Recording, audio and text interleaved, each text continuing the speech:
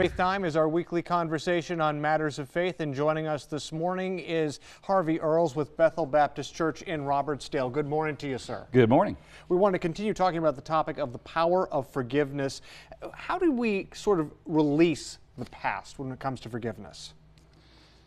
Well, my initial response is, can we ever? I mean, we all, after all, we are a product of our past, both good and bad. But as I referred to in the last segment, it's not simply living in the past. We got to figure out a way to learn from, to be shaped by the past, while at the same time not be detrimentally affected by the past. We know that God's forgiveness that He offers to us is full and complete.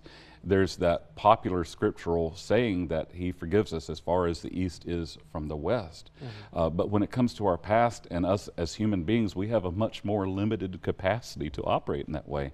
So how can we acknowledge what has happened in our past? How can we learn from it and yet not be in bondage to it? My overall answer to that is it is very situationally dependent upon the nature of those things. When we talk about forgiveness, it's often about giving forgiveness to others, but sometimes, why is it important to forgive ourselves?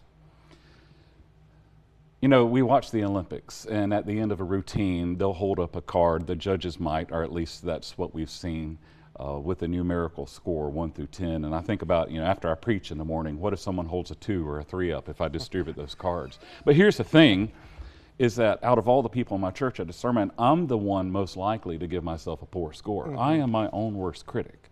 Whereas someone else might brush off a wrong or a slight I have done, I'm the one most aware of my thoughts and intentions, save for the Lord Himself. I can be just as easily bitter and enslaved to my own unforgiveness as I would be to someone else's. And so we must exercise that same power of forgiveness concerning ourselves. God has given us grace and forgiveness to overcome all those things. Therefore, we should try to exercise that grace on ourselves as well. Harvey Earls with Bethel Baptist Church in Robertsdale, thank you for joining us for Faith Time.